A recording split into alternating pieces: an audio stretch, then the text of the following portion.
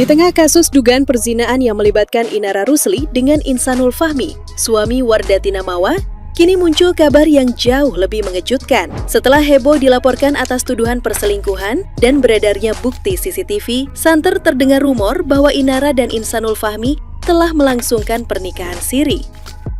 Kabar ini menambah panas situasi di tengah proses hukum yang sedang berjalan. Rumor pernikahan tanpa dicatatkan negara ini seolah menguatkan tuduhan Wardati Namawa sebelumnya mengenai adanya hubungan terlarang dan pengkhianatan di antara keduanya. Meski demikian, kabar mengenai adanya ikatan pernikahan siri antara Inara Rusli dan suami Wardati Namawa ini masih bersifat simpang siur. Hingga kini, belum ada pernyataan resmi yang dikeluarkan baik oleh Inara Rusli maupun Insanul Fahmi untuk membenarkan atau membantah rumor tersebut. Sikap bungkam dari kedua belah pihak justru semakin memicu spekulasi publik dan memperkeruh suasana. Netizen yang berbakti kini menanti konfirmasi resmi untuk meredam kegaduhan dan mengurai kebenaran dari kasus kontroversial ini yang telah mencoreng nama baik mereka. Nah, gimana nih menurut netizen yang terhormat? Silahkan berkomentar ya. Seorang perempuan seperti Inara Rusli bisa selingkuh? Bisa dong.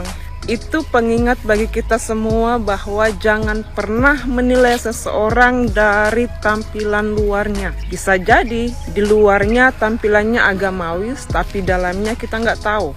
Karena perempuan yang pakaiannya terbuka, belum tentu mereka seperti Jule atau Inara Rusli. Ini sih berita ngaco ya. Nggak mungkin Inara Rusli yang begitu agamis, ngerti agama, jadi selingkuhan orang. Ingat, nggak mungkin. Tapi kan mereka sering berduaan. Itu bagian dari ta'aruf. Masa nggak ngerti ta'aruf? Kan boleh dalam agama. Ta'aruf kok di tempat sepi-sepi, emang boleh? Ya, yang penting itu hatinya bersih, nggak ada yang dilakukan selain membicarakan masalah pekerjaan. Karena ada bisnis. Jadi jangan berpikir aneh-aneh. Tapi kenapa sampai nginep segala macam? Elah, itu bukan nginep, itu hanya berdiskusi. Banyak yang dibahas di situ, jadi nggak ada buka-bukaan baju, nggak ada. Yang ada buka laptop, buka data, begitu. Jangan berpikir negatif mulu. Tapi dengar-dengar kalian sudah nikah siri. Kalaupun nikah siri, apa salahnya? Kan nggak boleh, pasti sah secara agama. Tapi kan si laki-laki sudah punya istri. Loh, memang kenapa kalau sudah punya istri nggak boleh? Laki-laki itu bebas, mau kawin dengan siapa saja, yang penting 4. Harus ada izin dari istri? Nggak harus. Itu aturan siapa yang bikin? Aturan manusia itu. Kalau aturan Tuhan nggak begitu. Ingat ya, kamu nanti bisa dilaporkan loh, delik perzinaan, delik kawin tanpa izin. Itu aturan dari mana? KUHP. KUHP itu bikinan Belanda. Kita orang Islam nggak boleh ikut aturan Belanda. Ya, oke, setuju nggak? Nggak tahu ya guys, itu bener atau belum pasti gitu ya kan. Yang pasti komentar-komentar netizen udah bikin ngakak gigi, kita review guys. Kalau IR bener berarti grup anjir telah dikunci. Aziza, Nisa grup lagi najis.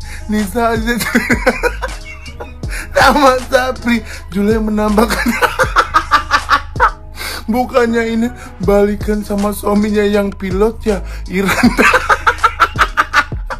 Beda orang. Jule alhamdulillah bisa. Nih grup lagi najis. Nisa, A Aziza, J Jule, I Inara, S. Kenapa Saroni dibawa-bawa? Virgon langsung rilis lagu judulnya Kau dan Aku Sama-Sama. Bukannya dijadiin pelajaran, ini malah dibelajar. Tapi netizen itu ada aja bikin komentar ya guys ya. Ada aja celetukan-celetukan yang bikin ngakak, kadang bikin emosi. Ada aja pertanyaan-pertanyaan yang luar Nurul. apakah bisa melaporkan perselingkuhan ke kantor polisi? Oke, gue bakal cerita versi gue karena gue pernah ke kantor polisi buat ngelaporin perselingkuhan. Tapi di sini case-nya bukan suami gue yang selingkuh, tapi pada saat itu gue nganterin temen gue yang lakinya tahun selingkuh, dan karena kondisi temen gue nggak stabil, jadi gue putusin untuk nganterin dia dan nyetirin dia. Nah, pada saat itu sebenarnya kondisinya cukup terkendali, cuma kayak main berebut omong aja gitu ya. Sampai pada titik si bosnya ini, bos selingkuhannya itu agak ikut campur terus ngomong sesuatu yang bikin temen gue tuh makin emosi. Jadi dia tuh kayak ngomong, ya udah sih kan baru pacaran. Terus kayak temen gue makin ngamuk lah kayak, ya pacaran tapi kan lakinya udah punya bini gitu kan. Nah karena gue ngerasa kayak agak lebih memanas, gue bilang kayak di situ, oke udah kita langsung aja ke kantor polisi gitu. Singkat cerita pada saat itu akhirnya kita ke Polres ya yang terdekat dari tempat situ. Terus ini cewek didatengin juga sama ibunya karena rumahnya ini cewek tuh deket-deket situ juga gitu. Nah udah deh tuh ya dari temen gue, terus selingkuhannya, terus emaknya ya kayak emaknya nangis-nangis kayak nggak tahu kalau dia udah punya istri dan lain-lain. Ya udah. Terus temen gue juga kayak nangis-nangis itu ya kan, pokoknya karena kesel emosi juga. Akhirnya gue lah yang kebagian ngomong sama polisinya. Polisinya nanya sama gue, Mbak ini mau diapain gitu ya kan. Akhirnya gue yang jadi jubir ke si polisinya. Pada saat itu udah ada pasal perselingkuhan. Jadi temen gue emang rencananya mau ngelaporin aja tuh sekalian pasal perselingkuhan. Biar intinya mereka tuh jerak gitu. Nah cuman polisinya pada saat itu sekitar setahun atau 2 tahun lalu ya gue lupa. Dia bilang kalau pasalnya ini baru banget ada. Jadi kayak belum mateng banget ya. Kalau emang mau dilanjutin ya udah boleh terserah bikin laporan, tapi prosesnya pasti akan jauh lebih panjang apalagi kalau buktinya cuma kayak sekedar foto atau cuma chat gitu. Akhirnya dengan pertimbangan itu kita putusin untuk nggak jadi masukin LP, cuman karena aku sempat diskusi sama polisinya gimana ya biar mereka ini jera, akhirnya cuma kayak bikin perjanjian di atas materai, kedua belah pihak nggak bakal ngulangin. Ada si selingkuhannya, ada suaminya disaksiin juga sama ibunya gitu ya. Dan kalau misalnya terulang lagi baru akan kita laporin secara resmi. Cuma pada saat itu nih cewek cukup kena mental juga karena Polresnya tuh deket-deket rumah dia tinggal, jadi kayak satu kampungnya dia tuh kayak udah tahu gitu ya. Jadi kayak emaknya juga nangis-nangis juga karena malu. Semua orang di rumahnya katanya udah tahu ya. Jadi dari temen gue juga kayak udah cukup lah nih biar nih cewek juga kena sanksi sosial di lingkungan dia tinggal. Jadi intinya perselingkuhan tuh sekarang memang sudah bisa dilaporin ke polisi, tapi sebagai saran kalian harus punya bukti yang benar-benar kuat. Salah satunya kalau bisa ngegerebek atau tangkap tangan langsung.